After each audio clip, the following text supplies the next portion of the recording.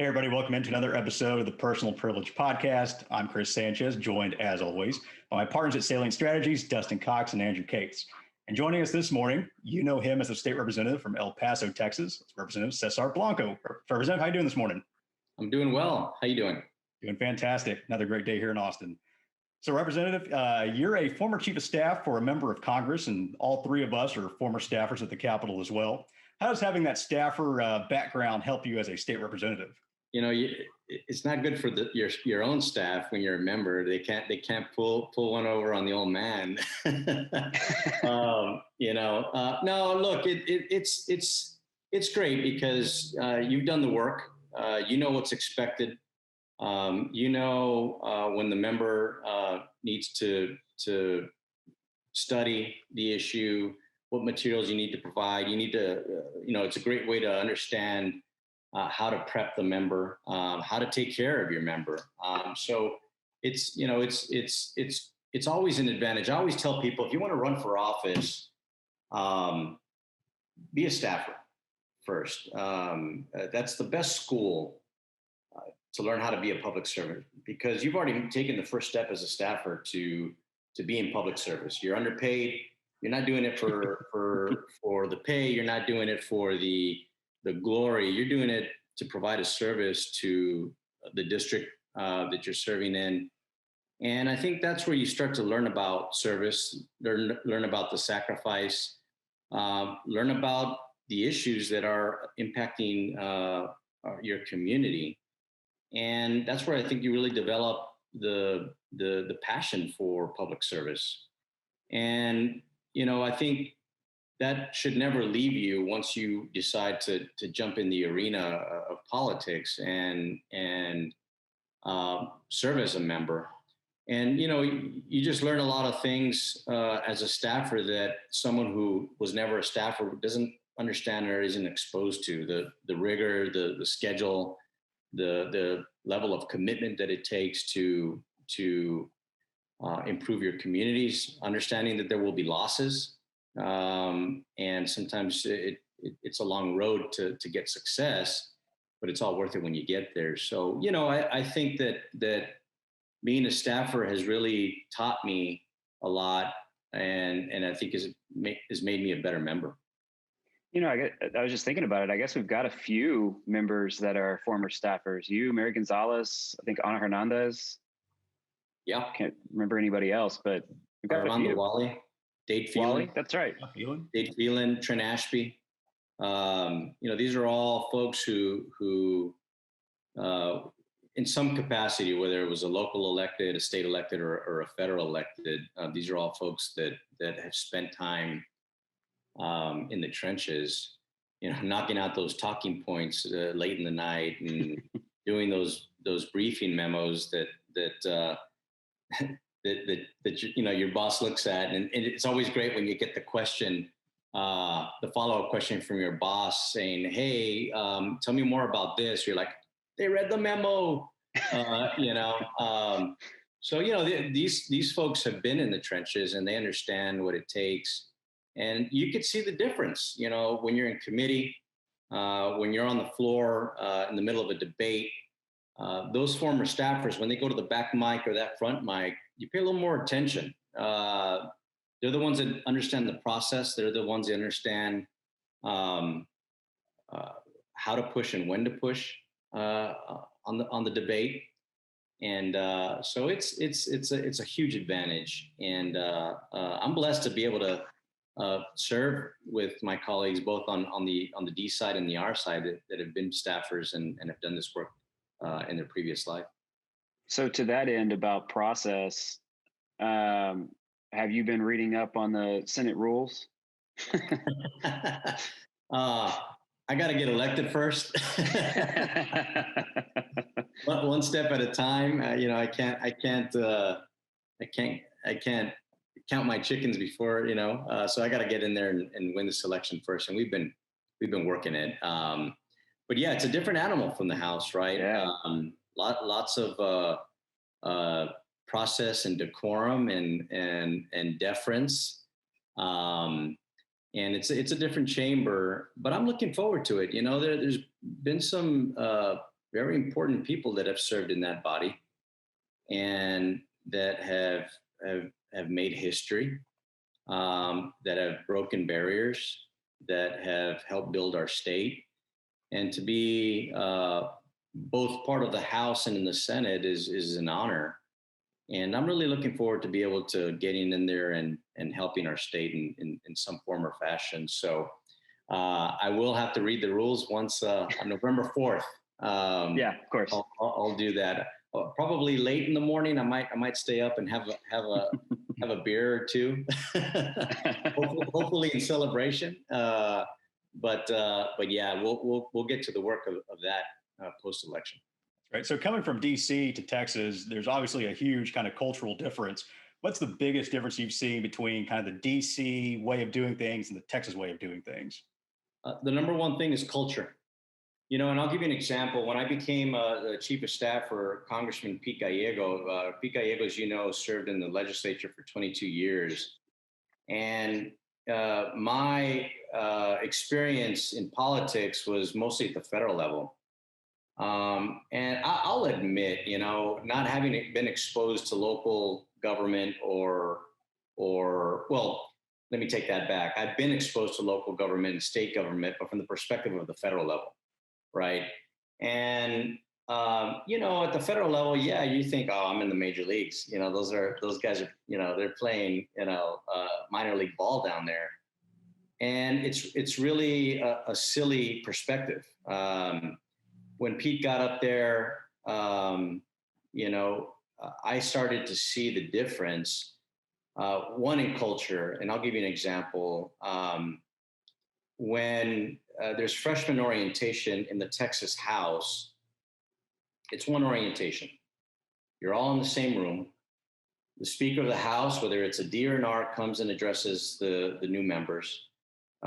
You go through the same process. You talk about the office budget. You talk about a variety of things.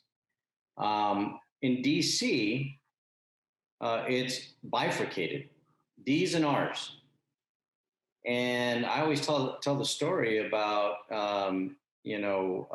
Pete's wife went into line to get her spouse ID, and they told her that she was in the wrong line.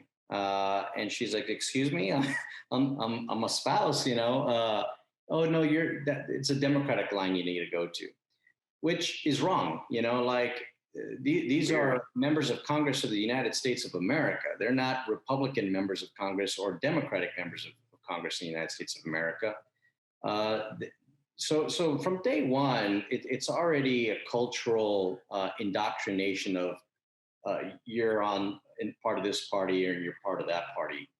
When I came and won this House seat, I really enjoyed that it was very integrated. That you're on the floor. Your desk mate may be a far right Republican, and you may be a far left Democrat. But at the end of the day, you're next to each other.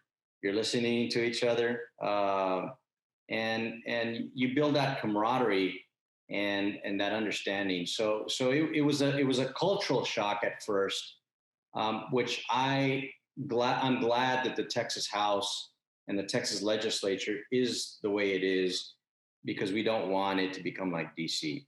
That's number one. Number two, the process was very different. DC is very scripted. Leadership on both sides of the aisle dictate the plays. Everybody knows what's going to happen well in advance, right? Like right now, we're having these confirmation hearings. We know what the outcome is going to be, right? The difference in the state legislature is that, and I'll use the amendment process as an example. You can halt the entire process.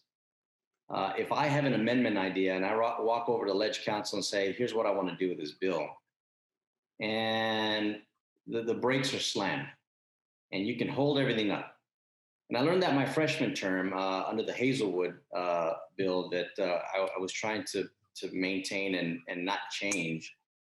And I learned that process really quickly, and I really appreciated it.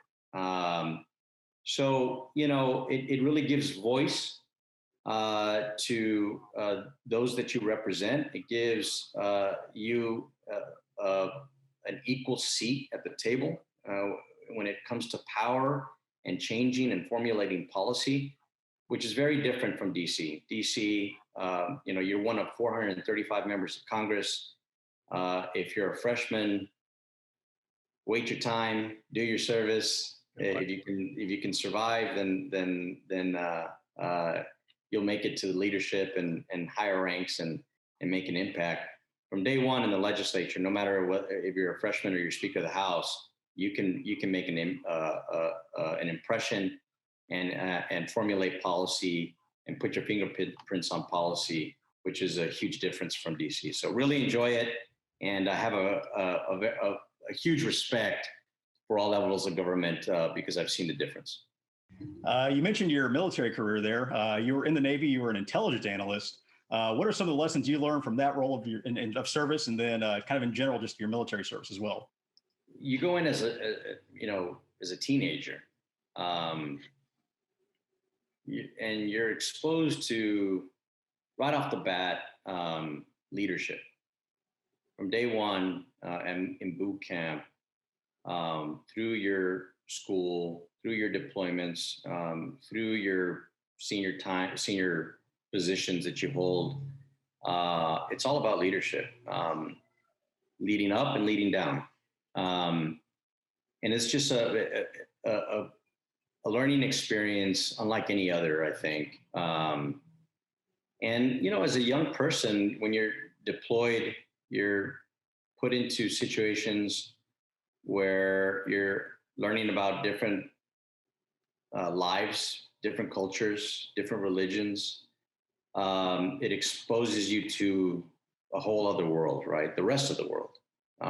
Whether you're from small town, rural Texas, or urban city, Texas, you're going to see all kinds of walks of life, right?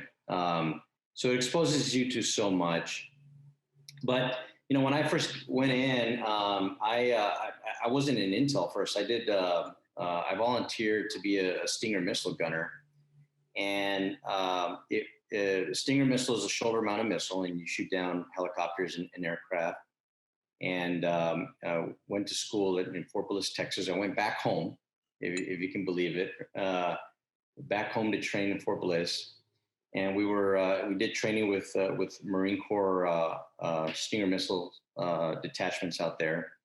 And then from there, we deployed to the Persian Gulf, and we provided air defense for small combatant ships, such as minesweepers. So when we would go and sweep minefields, Saddam Hussein would lay mines, and Iran would lay mines along the Straits of Hormuz. So we would go out there and clear out mines that they would lay. And our role was to protect the, small boats from helicopters or aircraft or gunboats or whatever. So did that, and then while I was out there, I applied for intel school, and I got accepted, and went to military intelligence school. Graduated from there. I did 3 years at the National Security Agency, tracking bad guys at the NSA. And then I did another deployment out to the Mideast, and spent a lot of time jumping from ship to ship, and other units out there, just doing tracking bad guys out there as well. It was great because you learn a skill set. I could have when I was at the National Security Agency, there were guys getting out of the military who were my rank, E nothing and getting paid nothing, and getting hired by a contractor or the agency and making a lot of money with that skill set. And so, I always encourage folks, if you can get into the military and you get into military intelligence, there's a career for you outside the military if you're interested. So, you learn a lot in the military. You grow up quickly. You're put in situations that are life-threatening, that change your perspective on things.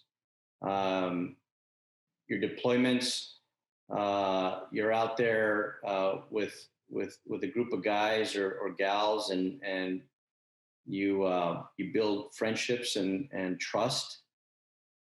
So there are a lot of things that you learn about life in the military that I think set you up for your future career.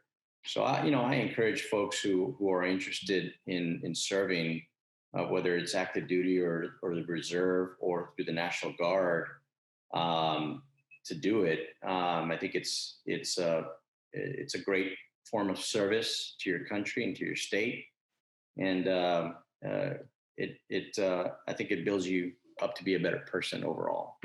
Representative, thanks for joining us this morning. We really do appreciate it. I'm sure we'll see you down sometime down on the other side of the building next time, but best of luck to you in the future. Great to be with you guys. Thank you. Appreciate it.